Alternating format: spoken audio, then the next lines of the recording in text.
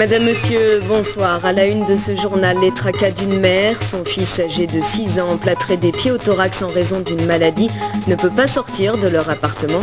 Impossible de le scolariser, la famille cherche une solution.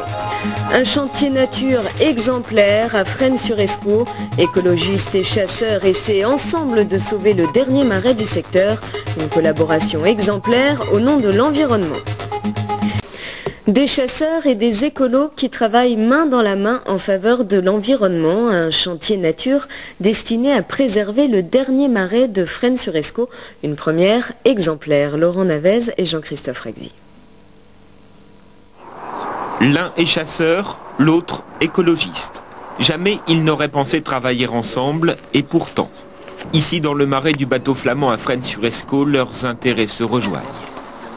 Si on ne s'en occupait pas, ça partirait très vite et les quelques 6 hectares qui sont là devant toi seraient refermés en moins de 3 ans de temps et inexploitables. D'accord.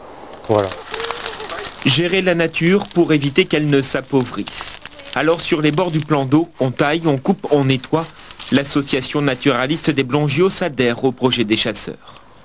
Moi, je suis en DESS en écologie et donc pour apprendre un peu comment gérer un milieu, je suis venue ici pour voir comment ça se passe et ce qu'il faut faire, quoi. Et l'exemple est bien choisi. Le site est inscrit dans un plan de gestion pour 10 ans approuvé par le parc naturel Scarpesco.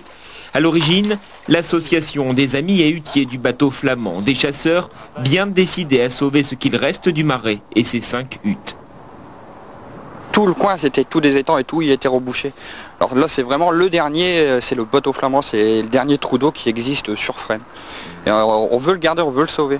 280 000 m3 de boue de dragage de l'Escaut devaient être stockés dans ces plans d'eau. Le projet des voies navigables de France a été déplacé. C'est une première victoire pour les chasseurs et un bon point pour séduire les écologistes qui ont accepté de venir. C'est agréable même de savoir qu'on peut communiquer comme ça bien et partager des moments agréables, quoi.